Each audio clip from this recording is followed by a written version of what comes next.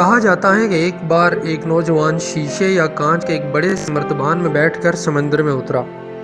وہ مرتبان بالکل بند تھا، جس میں پانی نہیں جا سکتا تھا، اور کانچ کا ہونے کے سبب وہ نوجوان اس کے شیشوں سے پانی کے اندر کی چیزیں دیکھ سکتا تھا۔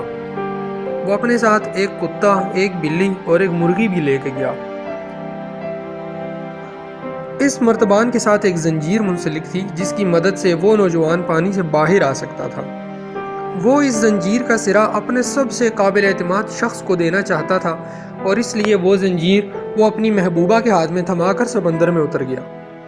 جیسے ہی وہ نوجوان مرتبان میں بیٹھ کر سمندر میں پانی کے اندر گیا، اس کی محبوبہ کے ایک دوسرے عاشق نے اس کو یہ تجویز دی کہ وہ زنجیر کو پانی میں پھینک کر اس کے ساتھ بھاگ چلے۔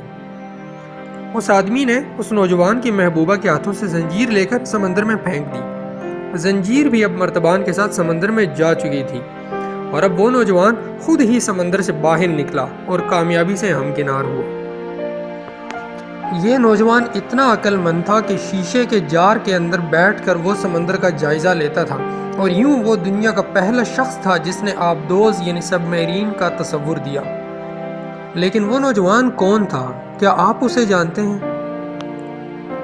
دوستو، آپ دیکھ رہے ہیں امبر اکیڈمی، اور کیا آپ اسے جانتے ہیں کہ اس ویڈیو میں ہم آپ کو بتائیں گے تاریخی عالم میں سکندر اعظم یعنی عظیم فاتح کے دور پر وہ نوجوان جس کی فتوحات کے پیش نظر اسے سکندر اعظم یا الیگزینڈر دی گریٹ کے نام سے یاد کیا جاتا ہے۔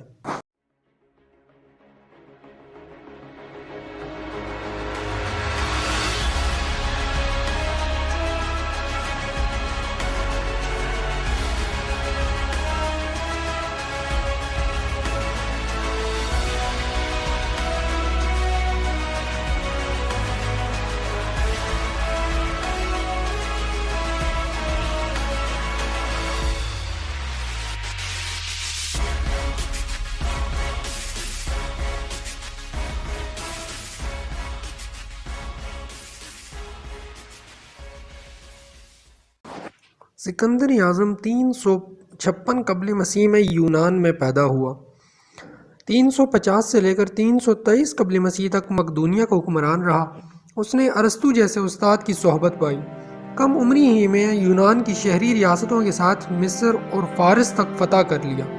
کئی اور سلطنتیں بھی اس نے فتح کیں، جس کے بعد اس کی حکمرانی یونان سے لے کر ہندوستان کی سرحدوں تک پھیل گئی تھی۔ وہ صرف 22 سال کی عمر میں دنیا کو فتح کرنے کے لیے نکلا۔ یہ اصل میں اس کے باپ کا خواب تھا، اور وہ اس کے لیے تیاری بھی مکمل کر چکا تھا، لیکن اس کے دشمنوں نے اسے قتل کروا دیا۔ اب یہ اس کے بیٹے یعنی سکندر پر ذمہ داری آئی تھی کہ وہ اپنے باپ کے مشن کو کسی بھی طرح پورا کرے۔ باپ کی موت کے وقت سکندر کی عمر 20 سال تھی، لیکن وہ اس لحاظ سے خوش قسمت تھا کہ کسی مشکل کے بغیر ہی اسے مقدونیہ کی حکمرانی مل گئی تھی۔ مقدونیہ آج کے یونان کے اندر میسیڈونیا کے نام سے جانا جاتا ہے۔ اس زمانے میں قاعدہ یہ تھا کہ بادشاہ کا انتقال ہوتے ہی تخت کے حصول کے لیے لڑائیاں شروع ہو جاتی، اور اس لڑائی میں ہر وہ شخص حصہ لیتا جس کے پاس تخت تک پہنچنے کا ذرا سا بھی موقع ہوتا۔ سکندر ایک تو اپنے باپ کا اکلوتا بیٹا تھا، دوسرا اس وقت مقدونیہ کی حکمرانی کا کوئی اور خاص دعویدار موجود نہیں تھا۔ لیکن احتیاط کے طور پر سکندر نے ایسے تمام افراد کو قتل کرا دیا جو کسی بھی طرح اسے نقصان پہنچا سکتے تھے، یہاں تک کہ اپنی ماں کے اکسانے پر اس نے اپنی دودھ پیتی سوتیلی بہن کو بھی قتل کرا دیا۔ سکندر کی ایک اور خوش قسمتی یہ بھی تھی کہ اسے ارسطو جیسا استاد ملا تھا، جو اپنے زمانے کا قابل اور ذہین ترین انسان سمجھا جاتا تھا۔ اس کے علاوہ اس کے باپ فلپس نے اپنے بیٹے کی جسمانی تربیت پر بھی خصوصی توجہ دی، اور اس کے لیے اسے شاہی محل سے دور ایک پرفضا مقام پر بھیج دیا تاکہ عیش و عشرت کی زندگی سے وہ سست نہ ہو جائے۔ یہاں سکندر نے جسمانی مشقتیں بھی سیکھیں اور گھڑ سواری، نیزہ اور تلوار بازی میں مہارت بھی حاصل کی۔ ساتھ ہی ساتھ ارسطو نے اس کی ذہنی تربیت بھی جاری رکھی۔ حکمرانی کے ابتدائی دنوں میں سکندر نے ایتھنز، اس زمانے کے یونان کا دارالخلافہ سمیت دیگر پڑوسی ممالک کو اپنے ساتھ ملانے کی کوشش کی۔ اس کی وجہ یہ تھی کہ وہ اپنی مہم پر نکلنے سے پہلے نہ صرف اپنی فوج کو مضبوط کرنا چاہتا تھا، بلکہ اس کو یہ فکر بھی تھی کہ کہیں اس کی غیر موجودگی میں کوئی مقدونیہ پر حملہ نہ کر دے۔ 2 سال اس کام میں بیت گئے، اس دوران کچھ علاقوں کو تو اس نے تلوار کے زور پر فتح کیا اور کچھ مقابلے کیے بغیر ہی اس کے ساتھ مل گئے۔ شمال اور مغرب کی طرف سے کسی حد تک مطمئن ہو جانے کے بعد سکندر نے مشرق کی جانب نظر ڈالی تو اسے ایران کی وسیع و عریض سلطنت دکھائی دی۔ بحیرہ روم سے ہندوستان تک پھیلی اس سلطنت کا رقبہ لاکھوں میل تھا۔ اس میں دریا بھی تھے، پہاڑ بھی تھے، صحرا بھی تھے اور جھیلیں بھی۔ غرض یہاں وہ سب کچھ موجود تھا جو کسی بھی علاقے کو خوشحال بنانے کے لیے ضروری ہے۔ یہی وجہ تھی کہ ایرانی سلطنت پوری نہیں تو آدھی دنیا کی حیثیت ضرور رکھتی تھی۔ یہاں تقریباً ہر رنگ اور ہر نسل کے لوگ آباد تھے۔ سکندر جو پوری دنیا کو فتح کرنے کے خواب دیکھتا تھا، ایران کی اس وسیع و عریض سلطنت کو دیکھ کر اس کے اوپر ٹوٹ پڑا۔ اس جنگ میں ایرانیوں کا بھاری نقصان ہوا، جبکہ مقدونیوں کا نقصان نہایت کم ہوا۔ سکندر نے دشمن کی ایک بہت بڑی تعداد کو قیدی بنا لیا، لیکن دارا کے بیوی بچوں کے ساتھ اس نے نہایت عمدہ سلوک کیا۔ ان پے در پے کامیابیوں کے بعد حالات میں بہت سی تبدیلیاں آ چکی تھیں۔ سکندر کی فوج اب وہ نہیں رہی تھی جو مقدونیہ سے روانگی کے وقت تھی۔ اس کی قوت میں بے پناہ اضافہ ہو چکا تھا۔ اس نے ایرانی سلطنت کے ایک بہت بڑے حصے پر قبضہ کر لیا اور وہاں کے لوگوں نے بھی اس کی اطاعت قبول کر لی۔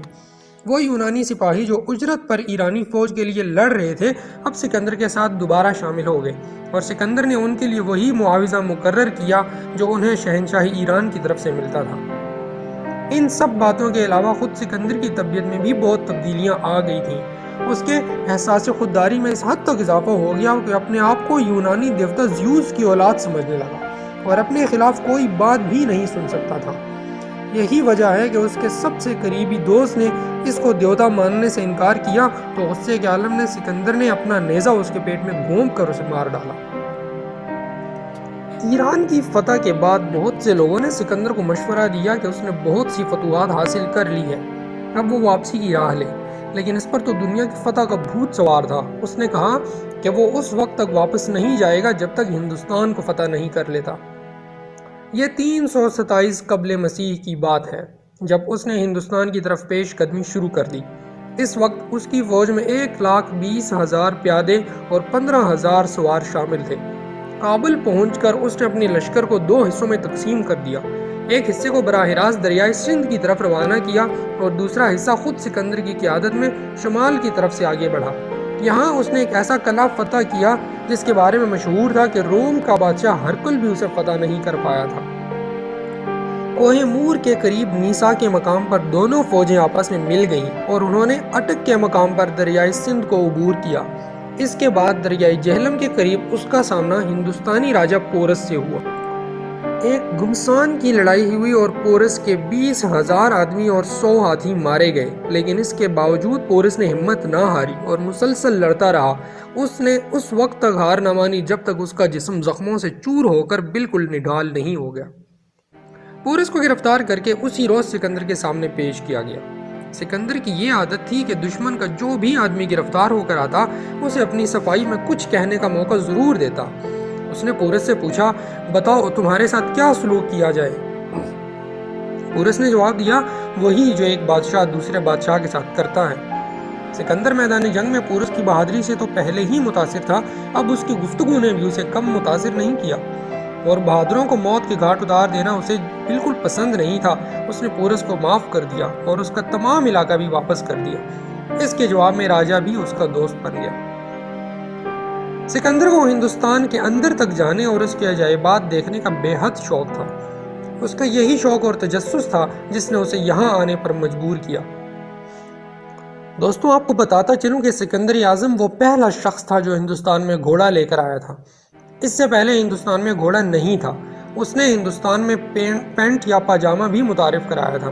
اس نے ہندوستانیوں کو ستون بنانے کا آرٹ بھی سکھایا اور یہ پہلا شخص تھا جس نے ہندوستانیوں کو بتایا تھا کہ دن 24 گھنٹے کا ہوتا ہے۔ لیکن جب ہندوستان کے ساتھ لڑائی میں اس نے جہلم سے آگے جانے کا ارادہ کیا تو اس موقع پر اس کی فوج نے اس کا ساتھ نہ دیا۔ سچ بات تو یہ ہے کہ پچھلے کئی برسوں کی مسلسل مشقت نے انہیں سخت تھکا دیا تھا اور اب ان میں مزید مہمات سر کرنے کی بالکل ہمت نہیں تھی۔ اس سے قبل وہ جن ممالک اور ریاستوں پر قبضہ کر چکے تھے ان کی افواج بآسانی ہار مان گئی تھی، مگر ہندوستانی افواج کی بہادری کے بارے میں انہیں جہلم کے میدان جنگ میں تجربہ ہوا جس سے ان کے دل خوف سے بھر گئے۔ سکندر نے اپنی فوج کو آگے بڑھنے کا حکم دیا، انہیں دولت کا لالچ دیا، زرخیز زمینوں پر قبضے کی امید دلائی۔ یہ فوج ملتان کی طرف بڑھی۔ یہاں املوئی قوم آباد تھی جن کی شجاعت اور بہادری کی داستانیں پھیلی ہوئی تھیں۔ جب سکندریہ فوج ملتان پر حملہ آور ہوئی تو اس قوم نے ڈٹ کر مقابلہ کیا۔ اس مہم کے دوران سکندر کی کمر میں تیر لگا جو ریڑھ کی ہڈی میں پیوست ہو گیا۔ حکیموں کی کوششوں کے باوجود یہ تیر نہیں نکل سکا۔ اس پر انہوں نے تیر کا کچھ حصہ کاٹ دیا تاکہ سکندر جنگ جاری رکھ سکے۔ تاہم کچھ دنوں بعد ملتان فتح ہو گیا۔ یہاں یونانی فوج نے اپنے بادشاہ کے زخمی ہونے کا بھیانک انتقام لیا کہ شہر میں کسی کو زندہ نہ چھوڑا۔ یوں سکندر نے ملتان کو بھی فتح کر لیا۔ فتح ملتان کے بعد سکندر کی فوج نے آگے بڑھنے سے مکمل انکار کر دیا۔ سکندر کی تقریریں بے اثر ہو گئیں۔ انہوں نے واپسی کا نعرہ لگایا۔ مورخین اس کی دو وجوہات بیان کرتے ہیں۔ پہلی وجہ یہ تھی کہ ہر سپاہی دولت سے بھرے ہوئے اونٹوں کا مالک بن چکا تھا۔ اب وہ اس دولت سے عیاشی کی زندگی گزارنا چاہتے تھے۔ وہ میدان کی مصیبتوں اور قتل و غارت سے بچنا چاہتے تھے۔ دوسری بڑی وجہ یہ تھی کہ سکندر کے جاسوسوں نے اطلاع دی تھی کہ دریائے بیاس کے کنارے آباد قبائل کے طاقتور جنگجو سپاہی اسلحہ سے لیس ہو کر جنگ کے لیے مستعد ہیں۔ یہ خبریں سن کر سکندر کی فوج بد دل ہو گئی اور انہیں پورس اور ملتان کے جنگجوؤں نے ہلا کے رکھ دیا تھا، اس لیے وہ وطن واپسی کا سوچنے لگے تھے۔ سکندر نے انتہائی سمجھ بوجھ کا ثبوت دیتے ہوئے وہی کیا جو اس کے سپاہی چاہتے تھے۔ ہندوستان کو فتح کرنے کی اپنی تمام تر خواہش کے باوجود وہ ان کی بات مان گیا اور یہیں سے اس نے واپسی کا فیصلہ کر لیا۔ لیکن اس عظیم سپہ سالار کی قسمت میں کچھ اور ہی لکھا تھا۔ وہ چاہتا تو یہی تھا کہ اپنے سر پر آدھی دنیا فتح کا تاج سجائے اپنے آبائی شہر مقدونیہ میں داخل ہو، لیکن ابھی وہ بابل ہی میں تھا کہ ایسا سخت بیمار ہوا کہ دوبارہ صحت یاب نہ ہو سکا اور وہیں اس نے موت کو گلے لگا لیا۔ سکندر اعظم کی موت کے بارے میں مختلف روایات موجود ہیں۔ اس کی کئی وجوہات بتائی جاتی ہیں۔ پہلی وجہ یہ ہے کہ اسے زہر دیا گیا۔ یہ زہر اسے ایرانی شہزادی رخسانہ نے دیا تھا۔ روایات کے مطابق سکندر اعظم نے ایران کی فتح کے بعد دارا کے خاندان سے تعلق رکھنے والی شہزادی سے شادی کر لی اور اس پر عنایات کی بارش کر دی، مگر شہزادی نے اپنے خاندان کی تباہی و بربادی اور قتل و غارت کو فراموش نہیں کیا اور موقع ملتے ہی سکندر کو زہر دے دیا، جس سے اس کی موت واقع ہو گئی۔ دوسری روایت کے مطابق سکندر نے بابل شہر پہنچ کر جشن فتح منایا۔ ساری رات شراب کا دور چلتا رہا۔ یہ شدید سرد رات تھی۔ سکندر کو بخار لاحق ہوا جو بعد میں نمونیا میں بدل گیا، جس سے سکندر کی موت واقع ہو گئی۔ تیسری روایت یہ ہے کہ ساری دنیا کو فتح کرنے کا خواب پورا نہ ہوا تو سکندر نے کثرت سے شراب نوشی شروع کر دی، جس سے اس کی صحت برباد ہو گئی۔ آخری ایام میں اس کا ذہنی توازن بھی بگڑ گیا۔ کثرت میں نوشی نے اس کی جان لے لی۔ سکندر اعظم انتہائی جوانی کی عالم یعنی 32 سال کی عمر میں اس دنیا سے رخصت ہوا۔ لیکن سوال یہ ہے کہ سکندر اعظم نے اتنا بڑا کارنامہ سر انجام کیسے دیا تھا؟ وہ تاریخ کا عظیم ترین لیڈر ثابت کیسے ہوا؟ اس کی بے شمار وجوہات تھیں، لیکن ایک وجہ زیادہ نمایاں ہے اور وہ ہے مساوات۔ سکندر اعظم عام سپاہیوں جیسی زندگی گزارتا تھا۔ وہ عام خیموں میں رہتا تھا، فوجی لنگر سے سپاہیوں کے ساتھ بیٹھ کر کھانا کھاتا تھا، سپاہیوں کے ساتھ کھڑے ہو کر لڑتا تھا اور ان کے ساتھ گھوڑوں پر اور پیدل سفر کرتا تھا۔ وہ کتنا بڑا لیڈر تھا اس کا اندازہ آپ اس چھوٹے سے واقعے سے لگائیے کہ سکندر اعظم اپنی فوج کے ساتھ مڈل ایسٹ کے ایک صحرا سے گزر رہا تھا۔ راستے میں پانی کی قلت ہو گئی۔ وہ فوج کے ساتھ 2 ہفتے صحرا میں بھٹکتا رہا۔ پوری فوج پیاس سے ہلکان ہو گئی۔ سکندر اعظم فوج کے آگے آگے چل رہا تھا۔ راستے میں اس کے خادم نے پانی کا پیالہ بھرا اور اس کے آگے کر دیا۔ سکندر جو 4 دن سے پیاسا تھا، اس نے پیالہ لیا اور پانی ریت پر گرا دیا۔ خادم نے اس ناراضگی کی وجہ پوچھی تو سکندر بولا، جس کمانڈر کی فوج پیاسی ہو اس پر پانی کے ایک گھونٹ بھی حرام ہے۔ سکندر کا کہنا تھا، میں اگر ان لوگوں کا کمانڈر ہوں تو مجھے اس وقت تک پانی نہیں پینا چاہیے جب تک میری فوج کے ایک سپاہی کی پیاس نہیں بجھ جاتی۔ سکندر اعظم کے اس جذبے کو لیڈرشپ کہا جاتا ہے اور یہ وہی لیڈرشپ ہے جس کی وجہ سے آج 2500 سال بعد بھی دنیا کا بچہ سکندر اعظم کے نام سے واقف ہے۔ تو دوستو یہ تھا مختصر تعارف سکندر اعظم کے بارے میں۔ امید کرتا ہوں آپ نے اس ویڈیو سے ضرور کچھ نہ کچھ سیکھا ہوگا۔ اگر آپ کو ہماری یہ ویڈیو پسند آئی تو آپ اسے لائک ضرور کریں اور اپنے دوستوں کے ساتھ بھی شیئر کریں۔ اس کے علاوہ اگر آپ ہمارے چینل کے اوپر نئے ہیں تو آپ سے یہ گزارش ہے کہ ہمارے چینل کو سبسکرائب ضرور کریں اور اس کے ساتھ بیل کے نوٹیفیکیشن آئیکن کو ضرور کلک کریں تاکہ ہر آنے والی نئی ویڈیو کی نوٹیفیکیشن آپ کو بروقت موصول ہو سکے۔ اگلی ویڈیو میں انشاءاللہ ایک نئی عظیم شخصیت کے متعلق آپ کو بتائیں گے۔ تب تک کے لیے اپنا بہت سارا خیال رکھیے۔ اللہ حافظ۔